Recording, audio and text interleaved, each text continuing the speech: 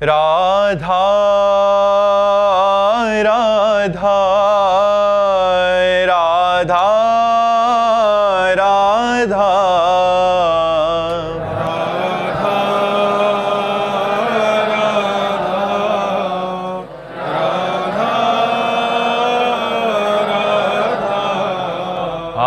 राधा राधा राधा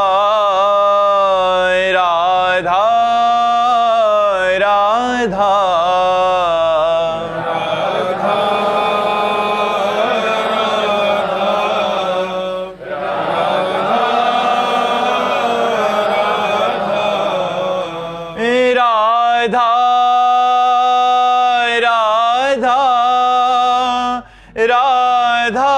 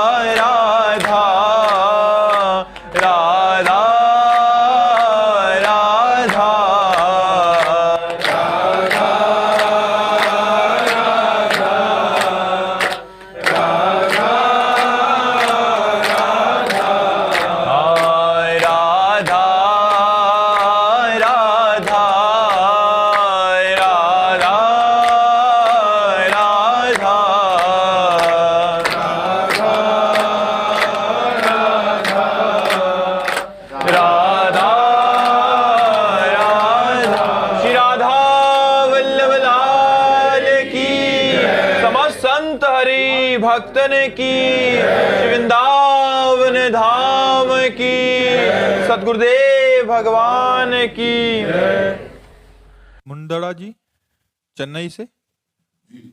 राधे राधे महाराज जी।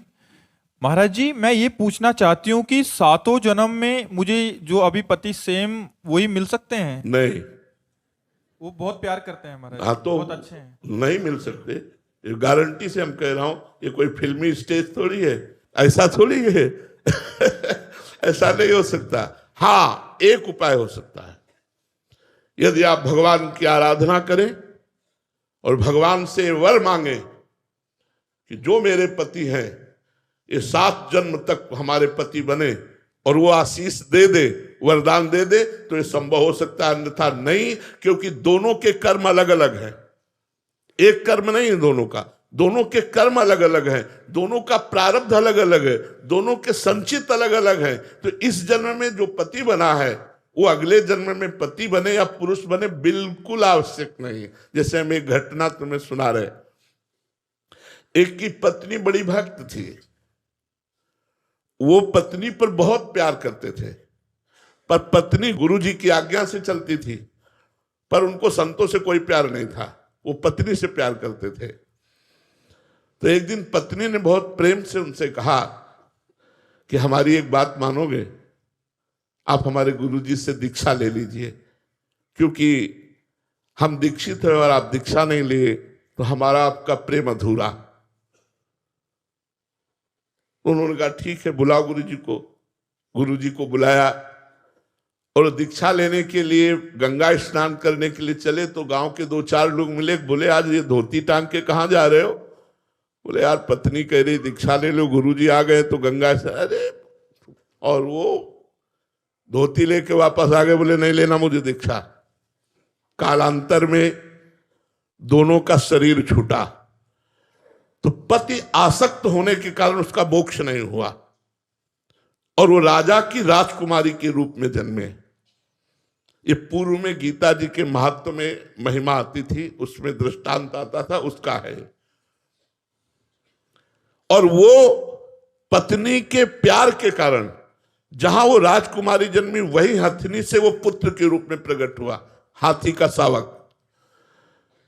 अब जब वो नव युवक अवस्था में हाथी आया और श्रृंगार करके राज सवारी निकली और राजकुमारी सिंहासन पर आरूढ़, तो जे भी उसने देखा तो पूरी स्मृति जागृत हो गई कि ये तो मेरी पत्नी थी। अब ये राजकुमारी और मैं हाथी हूं, कैसे मिलन हो सकता है? वो चुपचाप सहता रहा, क्योंकि कुछ अपनी बात व्यक्त नहीं कर सकता, हाथी रूप में है। अब राजा ने अपनी राजकुमारी का स्वयंवर रचा। जे ही स्वयंवर की घोषणा हुई तो उसने खाना पीना सब छोड़ दिया और बहुत ही सुशोभित हाथी के रूप में था। राजा को सूचना पहुंची, राजवैद्यों ने देखा, बोले कोई रोग नहीं। राजकुमारी विज्ञान संपन्न थी क्योंकि भजन करती थी। उसने कहा इसकी औषधि मेरे को पता है, मुझे एक बार इसके समीप जाने दो। नजदीक गई और कान में कहा था गुरुदेव को वरण कर लो। नहीं वरण किया ना तो हाथी की योनि को प्राप्त हुए। सकुचाओ मत, तुम्हारी गले में जयमाला डालूंगी। सकुचाओ मत, स्वयंवर में तुम शोभा के लिए खड़े किए जाओगे और मैं तुम्हारे ही गले में माला डालूंगी और इस जन्म में इतना भजन करूंगी कि आगे जन्म में हम फिर दोनों मिलेंगे। उसने ऐसा ही किया। भजन के प्रभाव से अपने पति को हाथी की योनि से मुक्त करके अगला जन्म फिर मनुष्य का हुआ। फिर ये तप और भजन से, भगवान के वरदान से संभव है, ना कि अपने प्रारब्ध से। प्रारब्ध से संभव नहीं है। ये बड़ा विचित्र खेल संसार का, इसीलिए कि आज हम आप मिले, कोई भाई बनकर, कोई बहन बनकर, कोई माँ बनकर, कोई पिता बनकर, लेकिन कल हम सब अलग अलग होंगे। अच्छा, पीछे की योनि में आप क्या थी, आपको क्या पता? पीछे भी तो आपका परिवार रहा होगा, भले किसी योनि में हो, लेकिन आज पता है क्या? तो अगली योनि में पता नहीं चलेगा। ये तो गाने की बात अलग है, लेकिन रियल में ये बात रही है कि हम जिसको पत्नी माना वो 7 जन्म तक पत्नी बने, जिसको हमने पति माना वो 7 जन्म तक पति। तुम्हारे जी दोनों आपसे दीक्षा ले लें। हमने तो दीक्षा की बात न कहकर भगवान से वरदान की बात कही कि भगवान वरदान दे दे तो 7 जन्म क्या 700 जन्म तक, क्योंकि सृष्टि विधायक वही है। वो कलम चला दे कि ये जीवात्मा दोनों पति पत्नी के रूप में 1000 बार जन्मेंगे तो 1000 बार जन्मेंगे, वो दोनों पति पत्नी ही होंगे। भगवान के विधान के सिवा कोई दूसरा विधान नहीं। नितिन कुमार वर्मा जी, दिल्ली से। राधा वल्लभ श्री हरिवंश। श्री हरिवंश महाराज जी। महाराज जी, गुरुदेव जब आपकी कृपा से सभी शिष्यों को समान शिक्षा मिलती है सत्संग या आपके सानिध्य से, तब भी परोक्ष में सब सफल क्यों नहीं हो पाते? क्या ये शिक्षा को पूर्ण संस्कार, कर्म या भगवत कृपा का भेद है? अपना प्रयास, शिष्य का अपना प्रयास। मंत्र कितना जपते हो, मंत्र जपते हुए कितनी सावधानी रखते हो, ये 2 बातें। आप संयम से चल रहे हो, गुरु आज्ञा पर चल रहे हो। एक जगह बैठकर 100 लोग भजन करें तो भी अंतराय होगा। एक जगह बैठकर 100 लोग भजन करें तो भी उनके भजन का फल अलग अलग होगा।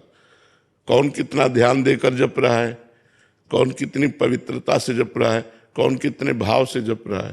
तो इसलिए सबकी एक गति नहीं हो सकती, सबका एक निर्णय नहीं हो सकता, क्योंकि मति भिन्न भिन्न है, भाव भिन्न भिन्न है, सोच भिन्न भिन्न है, आचरण भिन्न भिन्न है, उद्देश्य भिन्न भिन्न है। सबका उद्देश्य भगवत प्राप्ति थोड़ी है। तो इसलिए सबका समान भाव से कल्याण नहीं हो पाता। जो जितनी लगन से भजन करता है, उद्देश्य परिपक्व रख के, उतना आगे बढ़ता जाता है। मान लो आप लोग तो गृहस्थ हैं, जो विरक्त हैं, उनमें से बहुत से विरक्त ऐसे हैं जो उन्नति को प्राप्त हो रहे हैं, और बहुत ऐसे हैं जो जहां हैं वहीं रह रहे हैं, और बहुत ऐसे हैं जहां थे वहां से गिर गए। 3 प्रकार के। एक जो जहां थे वहां से उन्नति को प्राप्त हो रहे हैं, एक जो जहां है वो वहीं है, और एक जो जहां थे वहां से नीचे गिर गए। तो उनमें प्रधानता तो आपकी हुई ना। गुरु ने तो गुरुमंत्र सबको बराबर दिया, कृपा सब पर बराबर की, लेकिन उसका प्रभाव, जैसे स्वाति का बूंद गिरता है केले पर तो कपूर बन जाता है, सांप के मुंह में गिरता है तो जहर बन जाता है, सीपी में गिरता है तो मोती बन जाता है, और चातक की चोंच में आता है तो जीवन बन जाता है। स्वाति की बूंद में तो कोई दोष है नहीं, पात्रता में है। जो नीचे पात्रता में आया वही उसका स्वरूप बन गया। तो गुरु मंत्र बराबर सबको दिया जाता है, पर आपका उद्देश्य, आपकी लगन, आपकी पवित्रता, आपकी जितेंद्रियता उसमें काम करती है। यदि आप सही ढंग से चल रहे हैं तो आपकी आध्यात्मिक उन्नति होना आपको अनुभव में आने लगेगा। मेरा मन प्रसन्न हो रहा है, भगवान प्रिय लगने लगे, सबसे प्रेम व्यवहार का बर्ताव होने लगा, आनंद ही आनंद। तो निगेटिव विचार शांत होते चले जा रहे हैं। तो ये सबका नहीं है, क्योंकि वो भजन ही नहीं करते और संयम से नहीं चलते, मनमानी आचरण, तो फिर कैसे होगा? समझ पा रहे हैं आप? देवांश प्रताप जी आगरा से। राधा वल्लभ श्री हरिवंश महाराज जी। महाराज जी, भगवत प्राप्त और मोक्ष प्राप्ति होने वाले महापुरुष में मूलभूत क्या अंतर होता है? एक ही है, एक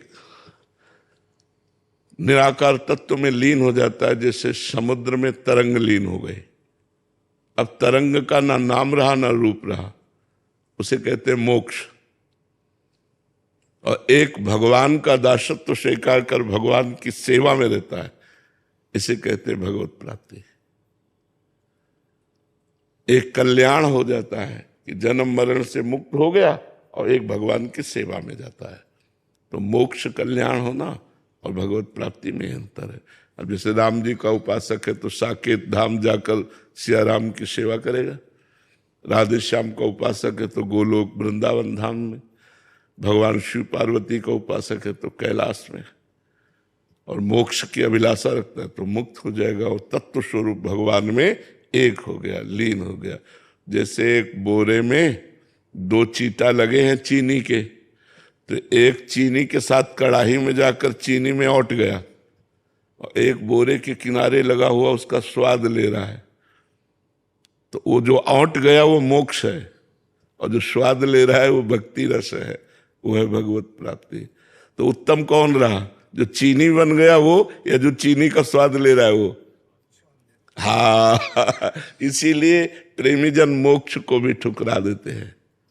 मोक्ष नहीं चाहिए मुझे, आपका प्रेम चाहिए, आपकी दासता चाहिए, आपकी सेवा चाहिए। भगवत प्राप्त होने वाला व्यक्ति सिर्फ प्रेम पर ध्यान में रखता है कि मतलब वो सिर्फ भगवान से प्रेम करता है, और भगवत प्राप्ति वाला जो महापुरुष है वो केवल भगवान से प्रेम करता है। हाँ, और मोक्ष प्राप्ति वाला भगवान से मोक्ष चाहता है कि मैं मुक्त हो जाऊं, तो उसे भगवान ज्ञान प्रदान कर देते हैं और वो मुक्त हो जाता है। समझ में आ गई बात आपके? दास भगवत शरण जी। श्री राधा वल्लभ। राधे राधे महाराज जी, दंडवत प्रणाम। महाराज जी, सन 2007 में राधा वल्लभ जी के प्रांगण में आपके दर्शन पहली बार प्राप्त हुए थे, तथा स्नेह बिहारी मंदिर के सामने जो शिव मंदिर है, इस दास को प्रसाद वहां आपसे किनका मिला था? अच्छा। महाराज जी, हाँ, मधु। हाँ, कम से कम 18 वर्ष बैठकर हम उस अंधेरे में पीछे वहां शाम के भोजन करते थे। ब्रजवासियों के हम मांग लेते थे और वही शंकर जी के पीछे। मैंने आपसे एक निवेदन किया था कि मेरा मन भ्रमित है, तो उसके लिए जैसे पूजा पाठ धर्म कर्म करते फिर भी नहीं होता, तो आपने मुझे जड़ भरत का उपदेश दिया था। जड़ भरत जी की कथा से तत्व का उपदेश दिया था आपने। महाराज जी, आपका प्रश्न है कि महाराज जी, दास आपकी कृपा से कथा प्रवचन तो करता है लेकिन संपूर्ण स्वयं में तत्व बोध नहीं हो रहा। महाराज जी, ऐसे में कृपा मार्गदर्शन। देखो, कथा प्रवचन करना और तत्व बोध करना ये दोनों अलग बात है। कथा प्रवचन करने का मतलब जैसे हमने हलवा बनाने की सारी प्रक्रिया सीख ली और दूसरों को प्रक्रिया सिखाने लगे, लेकिन कभी बना के नहीं पाया। बना के पाना है तत्वबोध, और सीख के गाना है हलवा की प्रक्रिया। तो समझ रहे ना? तो जब स्वयं की साधना करेंगे आप, तब स्वयं में अनुभव होगा। रात दिन भगवान का नाम जप करते हुए, निष्काम भाव से भगवान का चिंतन करते हुए, और भगवान की प्रसन्नता के लिए भगवान की कथा कहना। चौथी भगत मम गुण गण करे कपट तज गान। अयोध्या में एक सिद्ध संत थे, तो उनको एक भागवत प्रवक्ता ने नए सीखे थे, तो उनका मैं आपको एक भागवत सुनाना चाहता हूँ। मतलब हमारी प्रथम भागवत के श्रोता आप बने। तो उन्होंने कहा ठीक है, सुनाइए आके। जब भागवत 7 दिन सुनाई तो उन्होंने कहा, नियम कहता है कि भागवत प्रवक्ता को भेंट देनी चाहिए, नियमानुसार। आप मांगो क्या चाहते हो। तो उनका, महाराज जी धन का बड़ा अभाव रहता है। बोले आज से व्यवस्था बननी शुरू हो जाएगी, आज से ही शुरू हो जाएगी, आप चिंता न करो, पर्याप्त धन हो जाएगा और मांगो। सिद्ध संत थे। तो उनका, महाराज जी संतान नहीं, पुत्र हो जाएगा, इसी वर्ष में हो जाएगा और मांगो। तो उनका, भगवान से प्रेम हो जाना व्यर्थ की बात करता है। उनका, महाराज जी ये व्यर्थ की बात कैसे हो गई, भगवान का प्रेम मांगना। तो बोले पहले धन और पुत्र और फिर भगवान से प्रेम, कदापि नहीं हो सकता। अगर पहले भगवान का प्रेम मांगे होते और फिर धन पुत्र मांगे होते तो हो जाता, अब कदापि नहीं होगा। जाओ धन और पुत्र दिया। तो लालसा कहीं ना कहीं लोक व्यवहार में है, इसीलिए हमें तत्व बोध नहीं होता। देह भाव में है, व्यवहार में है, इसीलिए तत्व का वर्णन करते हुए भी तत्व बोध नहीं होता। एक बार पूज्यपाद सिउड़िया बाबा जी महाराज गंगा किनारे भ्रमण कर रहे थे, तो ब्रह्मावर्त, बिठूर और कानपुर के बीच में योग वासिष्ठ का प्रवचन हो रहा था। योग वासिष्ठ बड़ा गूढ़ ग्रंथ है। तो बाबा 3 दिन रुके, इतना सुंदर अध्यात्म की चर्चाओं कर रहे थे जो प्रवक्ता थे, 3 दिन रुके। फिर बाबा को मिलने की इच्छा हुई, क्योंकि एकदम निर्णायक उपदेश उनका। तो उन्होंने कहा, आपको तत्वबोध हो गया है? तो उनका, महाराज जी आप सन्यासी हो, सन्यासी गृहस्थ आश्रम का गुरु रूप होता है और गुरु से कभी झूठ बोलना नहीं चाहिए। मैं तत्व ज्ञान की चर्चा तो करता हूं लेकिन तत्वबोध नहीं हुआ। बाबा ने कहा बस इतना ही मैं बाबा चले। तब उन्होंने लिखा कि तत्व ज्ञान की निर्णायक चर्चा करने पर भी उसे तत्वबोध नहीं हुआ। मतलब एक एक सूत्र की व्याख्या करने पर भी उससे तत्व। तो नायमात्मा प्रवचनेन लभ्या न मेधया न बहुना श्रुतेन। जो आत्मबोध है ये बहुत प्रवचन करने वाले को भी प्राप्त नहीं होता, बहुत प्रवचन सुनने वाले को भी प्राप्त नहीं होता, बहुत बुद्धिमान को भी प्राप्त नहीं होता। जो आत्मा का वर्ण करता है कि मुझे अब आत्म स्वरूप में, अपने स्वरूप में लीन होना है, वो उसके अंदर मुमुक्षता जागृत होती, फिर साधना में तत्पर होता है। तो साधना में तत्पर हुआ तो अंदर ही अंदर उसे अनुभव हो जाता है। अभी सारा खेल बाहर ही बाहर हो रहा है, तो जब अंदर शुरू होगा तब तत्वबोध हो जाएगा। जो ज्ञान आपको है कोई नया ज्ञान नहीं है, वही तत्वबोध में होगा। लेकिन बस अंतर इतना है कि हलवा बना के नहीं खाया, हलवा की प्रक्रिया पूरी पता है। वो स्वाद जब हम स्वयं साधना करेंगे तब प्राप्त होगा। अब दूसरे तौर पर कह रहे हैं कि जैसे आप भगवान की कथा का गान करके लोक मंगल के लिए, लेकिन धन तय नहीं करते तो आपका कल्याण हो जाएगा। क्योंकि भगवान की कथा करना, भगवान का नाम कीर्तन करना बहुत बढ़िया बात है, बहुत मंगलमय आराधना है। पर जब हम उसे अंकों में निश्चित कर देते हैं तो फिर उसका जो फल प्रेम होना चाहिए। भगवान की कथा कहने से भगवान में प्रेम होता है, क्योंकि भगवान की चर्चा है। महामोह महिषेष विशाला, राम कथा कालिका कराला। महामोह का नाश करने के लिए, जैसे महिषासुर का नाश करने के लिए भद्रकाली प्रकट हुई, ऐसे ही ये दुर्गा स्वरूप है कथा, मोह रूपी महिषासुर का मर्दन करने के लिए। पर क्यों नहीं हो पाता? क्योंकि हमारा लक्ष्य बदल गया, मान प्रतिष्ठा धन आदि आदि, तो वो प्रभाव नहीं पड़ पाता। यदि हम केवल भगवत चर्चा, भगवत प्रसन्नता के लिए करें और जो स्वाभाविक भेंट आ जाए उससे अपना जीवन यापन करें तो हमारी भक्ति बढ़ने लगे। इसीलिए हमारी भक्ति वृद्धि को प्राप्त नहीं होती, और भक्ति प्राप्त हो जाए तो तत्वबोधि भी प्राप्त हो जाएगा, भगवान का दर्शन भी हो जाएगा। महाराज जी आपने मुझे उपदेश यह दिया था, मुझे आज भी याद है कि अगर आप कुछ ज्ञान चाहते हो अथवा कुछ चाहते हो जीवन में कि कुछ बना रहे, तो उसके लिए संतों की चरण रज लीजिए। बिना महत पाद रजो विषय रहा बात है, रहु गणित तत्तपसा नयाति न चेजिया न निरपणात् ग्रहद्वा। हाँ, बिना महत्पाद रजो विषय को।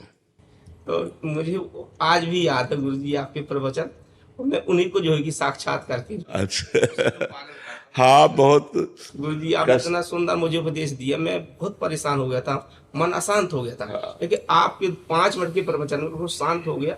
और गुरु जी वो छटा आज भी मेरे दिल दिमाग में, जब आप राधा वल्लभ में पहुंचे, इतना आनंद आपके दर्शन करके हुआ मुझे लगा इतना तो किसी कहीं दर्शन करके आनंद नहीं हुआ। अनिल जी विशाखापट्टनम से। राधे राधे महाराज जी। महाराज जी, शरणागति शब्दों में आसान सी लगती है पर जीवन में मुश्किल होती है। वास्तविक भोगों शरणागति की का- प्रियता के कारण जो हमारी इंद्रियों को विषय प्रिय लगते हैं, उन्हें भोगने में सुख का अनुभव होता है, भ्रमात्मक, सत्य नहीं, भ्रमात्मक। जैसे स्वप्न में हमें कोई सुख मिला तो जागरण पर उसका कोई महत्व नहीं रहता, ऐसे ही जागृत में जो सुख मिल रहा है ज्ञान होने पर कोई महत्व नहीं रहता। अज्ञान के कारण भोग प्रियता हमारी बढ़ गई है, और भोग प्रियता देहाभिमान के कारण बढ़ गई है। देहाभिमान होने के कारण शरणागति बहुत कठिन जान पड़ती। शरणागति जैसा कोई साधन ही नहीं है। सर्वश्रेष्ठ भगवत प्राप्ति का साधन शरणागति है। भगवान की शरण में मैं जैसा भी हूं, नीच हूं, पापी हूं, पतित हूं, पर हे नाथ मैं आपकी शरण में हूं। हमारा तुम्हारा संबंध है स्वामी। आपने कहा ममैवांशो जीवलोके, तो मैं आपका अंश हूं, और वैसे भी अगर मैं पतित हूं तो आप पतित पावन हैं, मैं दीन हूं तो आप दीन बंधु हैं, मैं भिखारी हूं तो आप दाता हैं। स्वामी हमारा आपका संबंध है, मैं कैसा भी हूं लेकिन मैं आपका हूं। यहां से शरणागति प्रारंभ होती है और यही पूर्ण हो जाती है।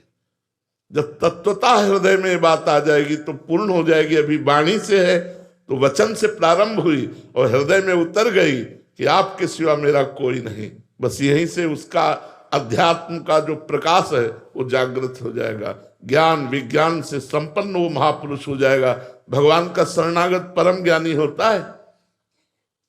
कोई ज्ञान बकाया थोड़ी रह जाता है, भगवान अपने शरणागत को परिपूर्ण कर देते हैं। तो शरणागति में कठिनता है विषय प्रियता। विषय प्रियता है देहाभिमान के कारण, और देहाभिमान है अज्ञान के कारण। तो हम भगवान की शरण में हो, वो हमें ज्ञान प्रदान करें जिससे विषय प्रियता नष्ट होकर भगवत प्रियता जागृत हो जाए।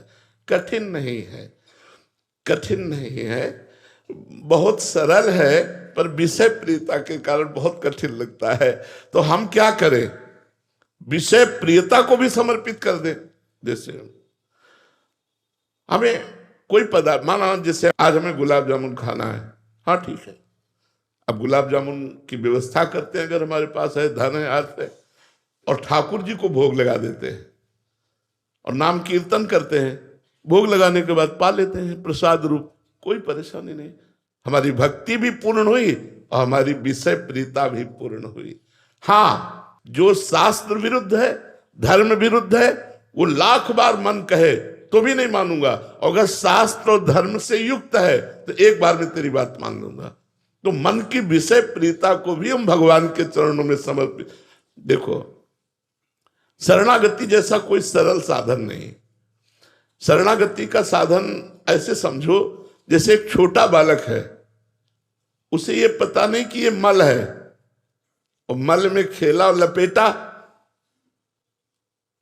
और फिर रो के मां की तरफ भाग पड़ा। तो मां ऐसा कहेगी क्या कि पहले इसे स्नान करवाओ, क्योंकि स्नान करवाने वाली वही है। तो मां उसे उसी स्थिति में अपने हाथ में ले लेती है और बाथरूम जाती है और उसे पवित्र करती है, उसे श्रृंगारित करती है। ऐसे ही हम मल लपेटे हुए बालक की भांति भगवान की शरण में चले जाएं, वो हमारे सारे मलों को धोकर अपने लायक बना देंगे। बहुत करुणा सिंधु भगवान है। जो नर होए चराचर द्रोही, आवे सभय शरण तक मोही। चराचर का द्रोह करने वाला पापी भी हो, अपिचेत सुदुराचारो भजते माम अनन्य भाग। साधुर्य समंतव्या सम्यक व्यवसिता हिस्सा। घोर पापी हो और भगवान की शरण में आ जाए तो कहते हैं उसे महात्मा मानो, क्योंकि मैं महात्मा बनाऊंगा। करो सत्यते। हमारा इतिहास साक्षी है इस बात के लिए कि कितने वैश्यागामी, कितने चोर, कितने हिंसक लोग हमारे भगवान की शरण में सत्संग के प्रभाव से आए और महात्मा बन गए। महर्षि बन गए, ब्रह्म ऋषि बन गए, जगत पूज्य बन गए। जहां निंदनीय आचरण थे वहां बंदनीय बना दिया। ये हमारे भगवान की शरणागति है। कोटि विप्र बदला गए जाहू, आए शरण तजो नहीं ताहू। करोड़ों ब्राह्मण का मारने का वध हो, ब्रह्म ऋषियों का वध हो, और वो मेरी शरण में आ जाए तो भी मैं उसे नहीं त्यागता। हमारे भगवान के लिए शरणागति बहुत सरल साधन है। हम जैसे हैं, कामी है, क्रोधी है, लोभी है, विषयनाथ, मैं आपका हूं। बस अजात पक्षायु मातरम खगा, जैसे घोंसले में पंछी का बच्चा अभी पंख नहीं निकला, वो केवल माँ की बाट जो होता है, ऐसे हम केवल भगवान की कृपा की बाट जो है। नाथ मेरे में कोई साधन नहीं, केवल आपकी कृपा से मेरा उद्धार होगा। हे प्रभु मैं आपकी शरण में हूं। इससे बढ़िया साधन और क्या हो सकता है? शरणागति के लिए कोई नियम थोड़ी है। गंदा बच्चा अपने को साफ ही नहीं कर सकता, मां का कार्य है साफ करना। तो प्रभु मैं आ गया, हे पतित पावन, मैं पतित होकर आ गया, वो आप पावन कीजिए। बस केवल भगवान की शरण होने की बात है। हमने वो सब ठीक कर लेंगे, पक्का ठीक कर लेंगे। उन्हीं के ठीक किए ही ठीक होता है। अपने कितना ठीक करेंगे, जितना ठीक करेंगे उतना और बिगड़ जाएगा, क्योंकि अहंकार हो जाएगा। ठीक तो भगवान से ही होते, तो हम भगवान की शरण में हो जाए। राम कुमार मिश्र जी। राधे राधे महाराज जी। महाराज जी, तुलसीदास जी महाराज जी ने कहा है कि एक घड़ी आधी में पुनियात, तुलसी संगत साधु की हरे कोटि अपराध। महाराज जी, इसका यथार्थ अर्थ अगर समझना। हाँ, जैसे एक घड़ी होती है 24 मिनट, आधी घड़ी होती है 12 मिनट, और पुनियाद 6 मिनट। अगर आप 6 मिनट साधु संग किए और आपने बात पकड़ ली, जैसे हम बोले कि आप कितने भी पतित हो, नीच हो, भगवान की शरण में हो जाओ, और आप स्वीकार कर लिए, तो जन्म जन्म की बिगड़ी बन गई आपकी। 6 मिनट तो बहुत हुए। वो पुनियाद में हम और पुनियाद कहते हैं। 3 मिनट और पुनियाद, 1.5 मिनट और पुनियाद।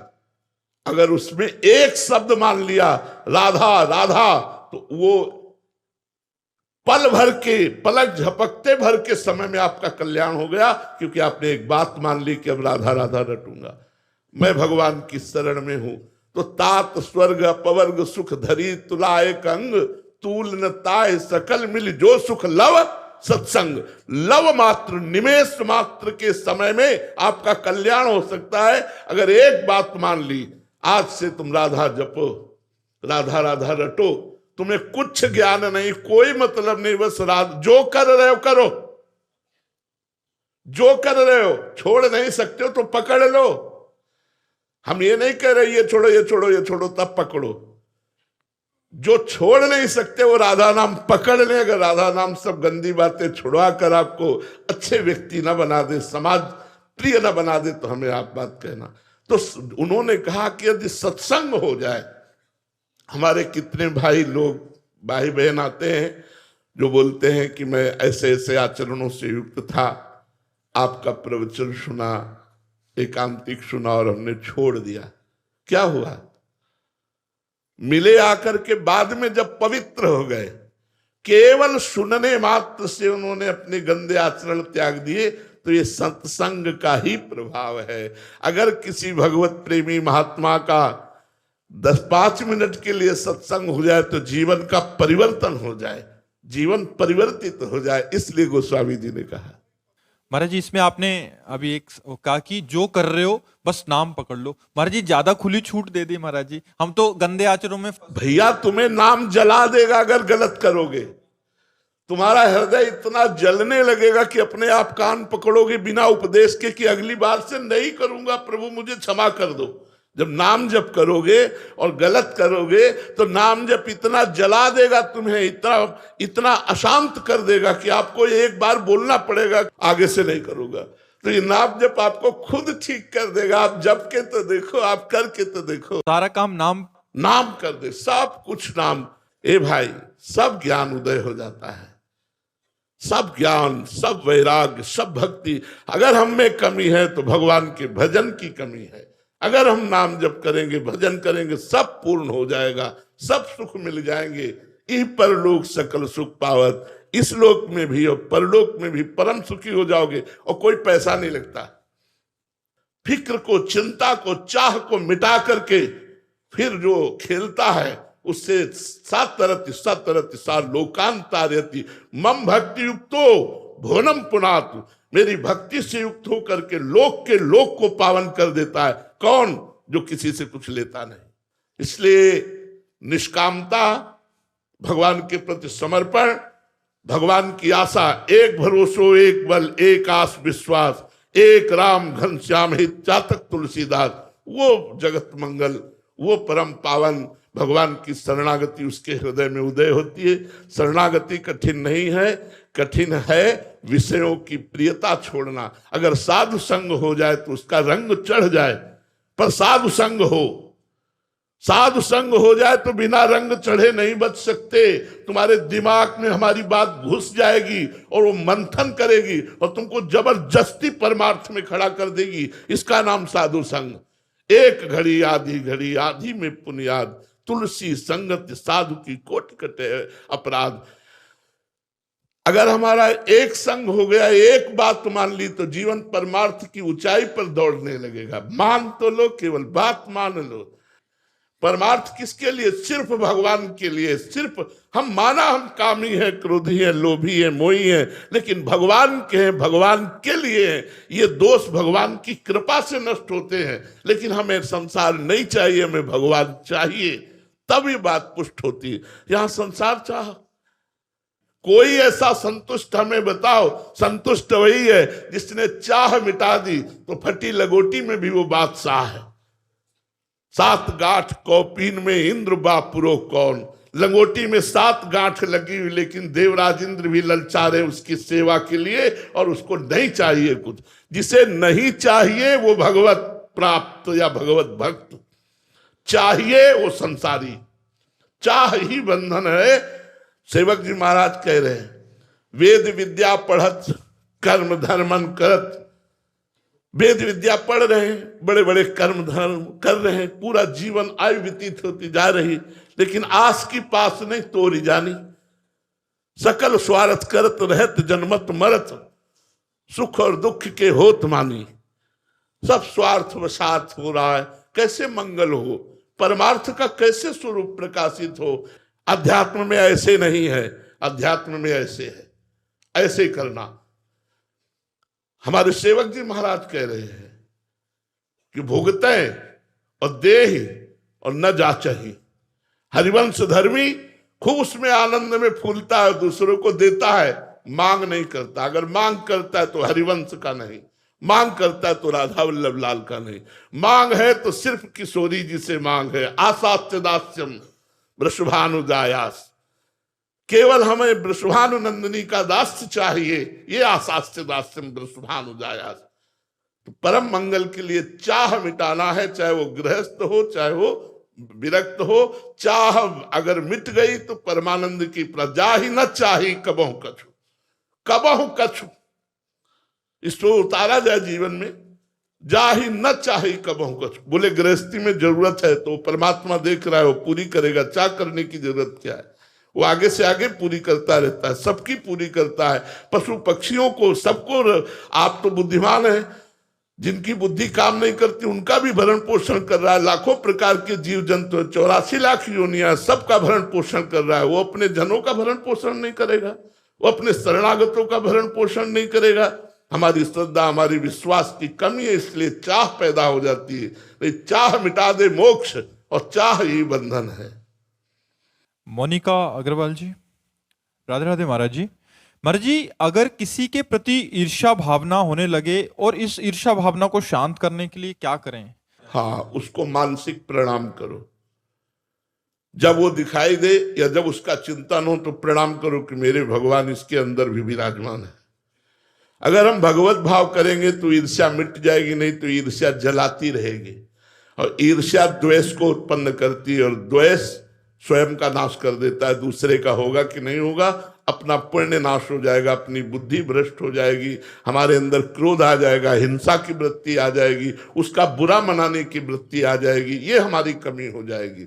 जिस पर हमारी ईर्ष्या बढ़ रही हो, मत्सरता, मेरे से आगे निकला जा रहा है, या उसकी उन्नति देख करके या किसी भी तरह उसे भगवत भाव से प्रणाम करना चाहिए कि हे भगवान आप इस स्वरूप में हो, मेरे हृदय की ईर्ष्या को मिटा दो। निश्चित निश्चित ये अमोघ दवा है, उसे भगवत भाव से प्रणाम करो। जब उसका चिंतन हो तब प्रणाम करो, जब वो दिखाई दे तब मानसिक प्रणाम करो, आप देखो ठीक हो जाओगे। आप करके देख लो, ये प्रयोग करके देख लो। महाराज जी पीछे पीछे से करें, उसको पता भी ना लगे। नहीं, उसको पता नहीं चलना चाहिए, नहीं फिर और कटाक्ष करेगा आपके ऊपर तो सह नहीं पाओगे। मानसिक कहा है, मानसिक प्रणाम करो, नेत्रों से प्रणाम करो। श्री राधा वल्लभ लाल की। रस शेखरी शरण जी वृंदावन से। महाराज जी, जिसका दृढ़ लक्ष्य भगवत प्राप्ति हो गया है, उस साधक के क्या लक्षण है? नारायण हरि भजन में पांचों न सुहात, विषय भोग, निद्रा, हंसी, जगत प्रीति, बहुबात। ये 5 पॉइंट बताए नारायण स्वामी ने कि जिसको भजन मार्ग में रुचि हो गई है, नारायण हरि भजन में, तो उसको 5 बातें अच्छी नहीं लगती। निद्रा, बहुत नींद लेना, हंसी मजाक करना, बहुत प्रपंच की घंटों खड़े बातें करना, बहुत स्वादिष्ट भोजन करना। नारायण हरि भजन में पांचों सुहाग, विषय भोग में सब आ जाता है। रसेंद्री का विषय भोग स्वादिष्ट भोजन, जनेन्द्री का विषय भोग शरीर भोग, नेत्रेंद्री का रूप, श्रवणेन्द्री के वचन, ऐसे ही त्वगेंद्री का स्पर्श आदि, तो ये सब विषय भोग के अंदर आते हैं। जिसकी भजन में रुचि हो जाती है उसे विषय भोग अच्छे नहीं लगते, नींद अच्छी नहीं लगती, हंसी मजाक अच्छा नहीं लगता। उसके हृदय में सुमिरन की इतनी तार बंध जाती कि उसे किसी से बात करना अच्छा नहीं लगता, और संसार के किसी भी से भी प्रेम करने की इच्छा नहीं होती। उसके अंदर हाय हाय मच जाती है। ब्रह्मादि के भोग सब विषम लागत ताई, नारायण ब्रज चंद की लगन लगी है जाए। जिसे भगवत प्राप्ति की लगन लग जाती है, उसको सब विषय भोग ब्रह्मा तक के उसे विश्वत लगते हैं। इसलिए ऐसा वैराग्य, ऐसी लगन लगाने के लिए हमें भगवान से प्रार्थना करनी चाहिए, खूब नाम जप करना चाहिए और गंदी बातों को छोड़ना चाहिए, जिससे हमारी ऐसी स्थिति आवे कि हम भगवान के लिए ब्रह्मलोक तक के भोगों का वैराग्य धारण करके उनके प्रेम में डूबे। महाराज जी, जो आपने बोला इसकी लालसा तो हो रही है कि ऐसी स्थिति हो, बट हम सब नए साधक हैं, तो मतलब अभी ऐसा लगता है कि सारे लक्षण तो बहुत दूर की बात। हाँ, नाम जप से आ जाएगा। जितना आप नाम जप करोगे, भगवान के नाम जप में अपार सामर्थ्य है। नाम जप के द्वारा आप पक्की बात समझ लो कि जो राम नहीं कह पाते थे, राम नहीं पुकार सकते थे, ऐसी स्थिति थी, वही ब्रह्म ऋषि हो गए। उल्टा नाम जपत जग जाना।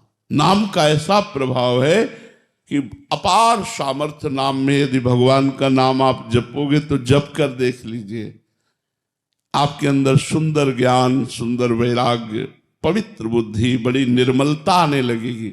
भगवान का नाम संकीर्तनम यस्य सर्व पाप प्रणाशनम, सारे पापों को नष्ट कर देता है और हृदय में ज्ञान प्रकाशित कर देता है। तो संतों के प्रति कैसा भाव हो, क्या सावधानी रखें, या क्या हमारे लिए कुछ विशेष?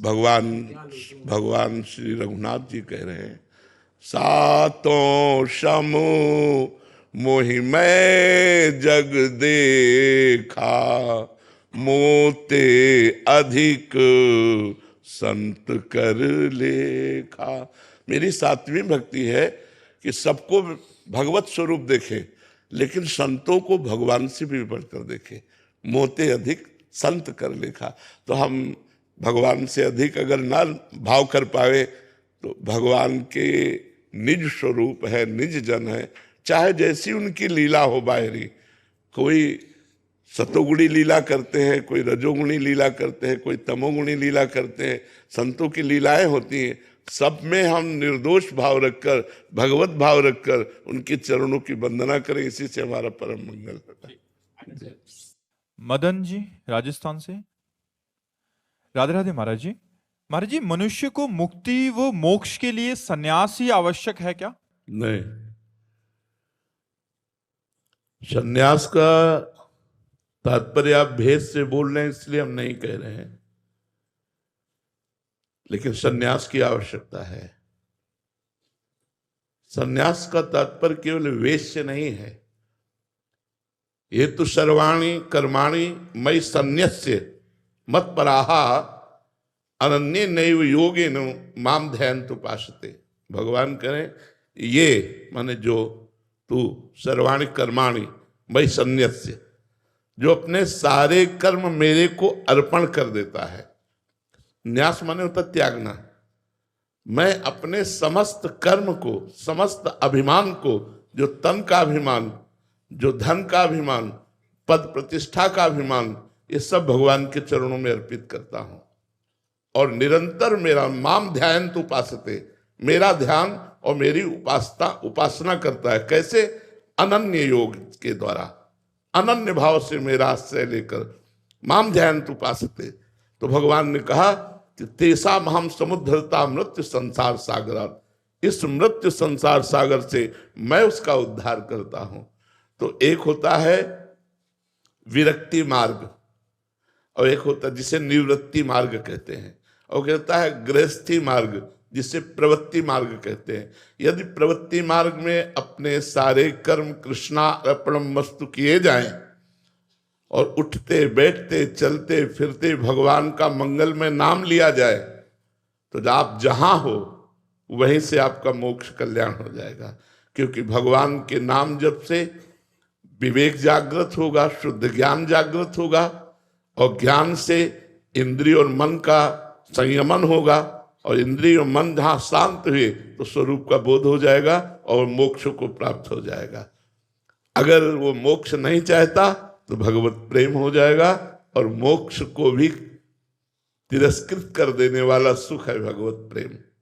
जो भगवान के अनुराग में मस्त होकर भगवान की रूप माधुरी में रूप छके घूमत रहे, तन को तनिक न भान, नारायण दृग जल बहे, यह है प्रेम पहचान। अपने प्रीतम की रूप माधुरी में डूबा हुआ, उनका स्मरण करते हुए अश्रु प्रवाह करता हुआ गदगद कंठ रोमांचित, धन्य हो गया जीवन। सतरति सतरति सा लोकांतारयति, वो स्वयं तर जाता है, स्वयं तर जाता है और लोगों को तार देता है। वो गृहस्थ हो या विरक्त, विरक्त भेष लेकर धन की कामना करना, मान प्रतिष्ठा की चाह रखना, लोक व्यवहार में प्रवृत्त होकर के संसारिकता आ जाना, तो वो दुर्गति का कारण बनेगा। विरक्त होकर के वो सदगति को प्राप्त नहीं होगा। तो चाहे विरक्त हो चाहे गृहस्थ हो, दोनों को अपना सर्वस्व अहम भगवान के चरणों में, गुरुदेव के चरणों में समर्पित करना ही होगा। और कंचन कामिनी कीर्ति, इन तीनों से राग हटाना होगा, तभी वो भगवत प्राप्त होगा, चाहे गृहस्थ हो चाहे विरक्त हो। ये मार्ग है दो, लेकिन दोनों मार्गों की पूर्णता भगवत प्राप्ति से है, और दोनों मार्ग अधिकार रखते हैं भगवत प्राप्ति का। इसलिए प्रगट में संन्यास लेना आवश्यक नहीं है, अंतर से सन्यासी बन जाओ, अंदर से सर्व कर्म भगवान के चरणों में समर्पित कर दो, तो तुम मोक्ष को जीते जी प्राप्त कर लोगे, जिसे कहते जीवन मुक्त अवस्था। परमहंस श्री सुखदेव जी के गुरुदेव थे जनक जी महाराज। जनक जी के पास क्या नहीं था? राजा थे, पत्नी थी, पुत्र थे, पुत्री थी, पूरा वैभव था। यद्यपि वो सब भगवत लीला पात्र हैं, फिर भी हम आपको चक्रवर्ती सम्राट अम्बरीश जी के पास क्या नहीं था? रानियां थी, पुत्र पुत्री थे, सब। और दुर्वासा जी विरक्त महापुरुष, अम्बरीश जी की बराबरी नहीं कर पाए। विरक्त परमहंस श्री सुखदेव जी ने जनक जी को गुरु रूप से स्वीकार किया। तो यहां विरक्तता और गृहस्थता, इन दोनों में भगवान के प्रति प्रीति कितनी है, भगवान के प्रति समर्पण कितना है। जिसका समर्पण जोर होगा वही आगे निकल जाएगा, चाहे गृहस्थ चाहे विरक्त। बात समझ पा रहे हो? हाँ जी। महाराज जी आपके चरणों में कोटि कोटि प्रणाम। महाराज जी मोबाइल पर आपके प्रवचन सुनने के बाद, नाम बार बार जपने के बाद, जब भी मेरे मोबाइल के सामने कोई बुरा दृश्य आता है तो मैं उसे देखती हूँ, भले ही मुझे पता है कि ये गलत है। इस वजह से बार बार अपने भक्ति मार्ग से भटक नहीं देखना चाहिए, नहीं देखना चाहिए, ये गलत बात है। ये गलत आदत को छोड़िए। जो गलत आदत है उसको आप अपनाएंगी तो फिर कैसे बात बनेगी। हमें भक्ति मार्ग में चलना है, अच्छे बनना। भक्ति मार्ग का मतलब कोई बाबा जी बनना नहीं होता है। भक्ति चक्रवर्ती सम्राट अम्बरीश जी भी कर रहे हैं। चक्रवर्ती सम्राट हैं अम्बरीश जी, भक्ति कर रहे हैं, सुदर्शन चक्र उनकी रखवाली में रहता है। भक्ति का कोई तात्पर्य ऐसा नहीं कि वेश बदल लेना ही भक्ति है, या मतलब बाहरी दिखाओ, ये सब नहीं है। आप पैंट शर्ट में, आप सलवार कुर्ता में, आप साधारण वेश में भक्ति हो सकती है, क्योंकि वो भक्ति का मतलब होता है प्यार, अच्छे आचरण करना और दिल से भगवान को भजना। उसका मतलब बाहरी से केवल नहीं होता। अब हम लोग विरक्त हैं तो हमारा ये पोशाक है, हमारी बाहरी पोशाक भगवत स्वरूप है। आप लोग गृहस्थ हो, आप गृहस्थ में हो। लेकिन हमको गलत आचरण जो हम जानते हैं गलत है, अगर आप गलत दृश्य देखोगे तो गलत आचरण करने का मन होगा कि नहीं होगा, उसमें रुचि होगी कि नहीं। तो गलत आचरण करोगे तो फिर भक्ति का मतलब क्या रहा। एक बात समझो, भक्ति का मतलब क्या रहा। एक तरफ आप संत के प्रवचन सुन करके अच्छे बनना चाहते हैं, एक तरफ गलत दृश्य देखकर तो गलत आचरण, तो आपकी उन्नति नहीं होगी, आपकी आध्यात्मिक उन्नति नहीं होगी। इसलिए आपको कठोर बनना पड़ेगा, उन दृश्यों को तुरंत हटाना पड़ेगा। जो दृश्य हमारे मार्ग के नहीं है हमको उनको नहीं देखना है, हमें गलत बातें नहीं देखनी। और आज हमारे नौजवान बच्चे गलत बातें देख देख कर बहुत ज़्यादा गलत होते जा रहे हैं, गलत आचरणों में प्रवृत्त होते जा रहे हैं, क्योंकि मोबाइल वो सब कुछ दिखा देता है। तो ये सब बातें अगर करोगे तो भक्ति कैसे होगी। बिल्कुल नहीं, अच्छे बच्चे बनो और ये जब गलतियां हैं इनको छोड़ो, बिल्कुल छोड़ो। सचिन जी शिमला हिमाचल से, राधे राधे महाराज जी। महाराज जी आपके चरणों में दंडवत प्रणाम। महाराज जी भगवत मार्ग के पथिक को भगवत साक्षात्कार होने से पहले ऐसे कौन कौन से अनुभव या संकेत या भाव मिलते हैं जिससे ये पता चले कि वो सही मार्ग पर चल रहा है। काम आदि विकार निष्प्रभावित होने लगते हैं। जो पूरे त्रिभुवन को अधीन किए हुए है काम, भक्त के हृदय में वो स्फुरित होता है और नष्ट हो जाता है। जब काम का आकर्षण, परिवार के मोह का आकर्षण, धन की महत्व बुद्धि, मान प्रतिष्ठा, ये सब छूटने लगने लगे तो समझना चाहिए कि जो मैं नाम जप कर रहा हूँ, जो भगवत कथा वार्ता सुन रहा हूँ, सत्संग सुन रहा हूँ, अध्यात्म में चल रहा हूँ, उसका लाभ हमें मिल रहा है और हम उन्नति को प्राप्त हो रहे हैं। यदि विकार ग्रसित बुद्धि है, धन पर महत्व बुद्धि है, मान प्रतिष्ठा की चाह है, अभी भजन का रंग नहीं आया। भजन का रंग तभी माना जाता है जब इन विकारों पर विजय प्राप्त हो जाए। काम क्रोध मद मान न मोहा, लोभ न क्षोभ राग नहीं द्रोहा, जिनके कपट दम्भ नहीं माया, तिनके हृदय बसहु रघुराया। जहाँ काम क्रोध अभिमान द्वेष राग ये सब नष्ट हो चुके हैं, शांत हृदय है, कोई चाह नहीं, एक अद्भुत आनंद, एक अद्भुत उमगन, प्रतिपल यही कब मिलेंगे प्रभु, कब मिलेंगे प्रभु। तो समझना चाहिए कि हमारा मार्ग बहुत ठीक है और हम उन्नति को प्राप्त हो रहे हैं। अगर कंचन, कामनी और कीर्ति में हमारी प्रियता है तो अभी भजन हमारा रंग नहीं लाया। कामनी प्रिय लगे, धन प्रिय लगे, मान प्रतिष्ठा प्रिय लगे तो समझना चाहिए अभी मार्ग ठीक नहीं है, अभी अध्यात्म मार्ग में हमारी उन्नति नहीं हो रही। अध्यात्म मार्ग में उन्नति तभी मानी जाती है जब इन तीनों पर हमारी अनासक्त बुद्धि हो जाए, न कंचन में, न कामिनी में, न मान प्रतिष्ठा कीर्ति में, तब हमारा भजन सफल माना जाएगा। निरंतर भगवत स्मृति, विकारों पर विजय और मान मद आदि का त्याग। समझ पा रहे हैं आप जी? ओमकार जी पूना से। श्री हरिवंश। श्री हरिवंश महाराज जी, अनन्यता क्या होती है और उसका पालन कैसे करते हैं? अनन्यता होती है, एक दृष्टांत से हम आपको बताते हैं। महाभारत का दृष्टांत है, भगवान शंकर के प्रसंग में है। एक उपमन्यु नाम के महर्षि थे।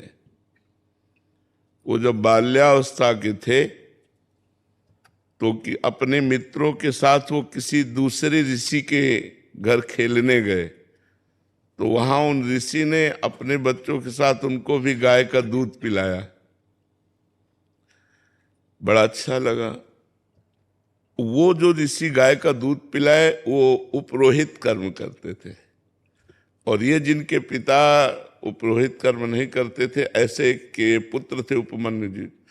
उपमन्यु जी घर आए और कहा हमें दूध पिलाइए। बहुत हट किया तो उन्होंने समझाया कि हम उपरोहित कर्म नहीं करते, हम तो जंगल के कंदमूल फल से अपना गुजारा करते हैं, तुम्हें कहाँ से गाय का दूध पिला दे।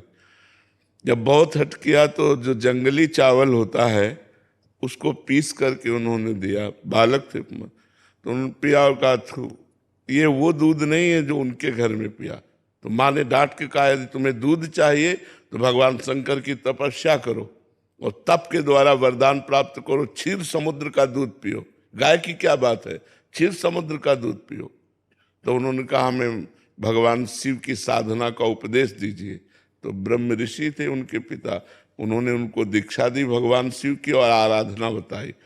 तो उस समय उपमन्यु जी ने दाहिने पैर के अंगूठे के बल खड़े होकर हाथ उठा करके भगवान शिव का मंत्र जपे।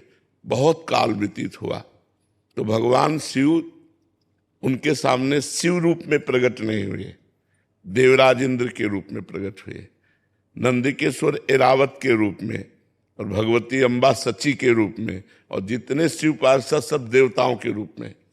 और कहा वरम ब्रूहि, वरदान मांगिए। तो उन्होंने आंख खोला तो देखा देवराज इंद्र, तो प्रणाम किया और कहा देवराज इंद्र मुझे आपसे कुछ नहीं चाहिए, मैं भगवान शंकर का भक्त हूँ, मैंने भगवान शंकर की आराधना की है, मुझे जो कुछ चाहिए वो शंकर से चाहिए। तो वो निंदा करने लगे, क्योंकि भगवान शंकर ही थे, चिता की भस्म लगाते हैं, मुंडों की माला पहनते हैं न ऐसा। तो उनका सावधान, हमारे ही सामने हमारे इष्ट की यदि निंदा करोगे तो हमको असमर्थ मत समझो। मैं ऋषि बालक हूं, अगर शाप दे दिया तो आप भी भस्म हो जाओगे।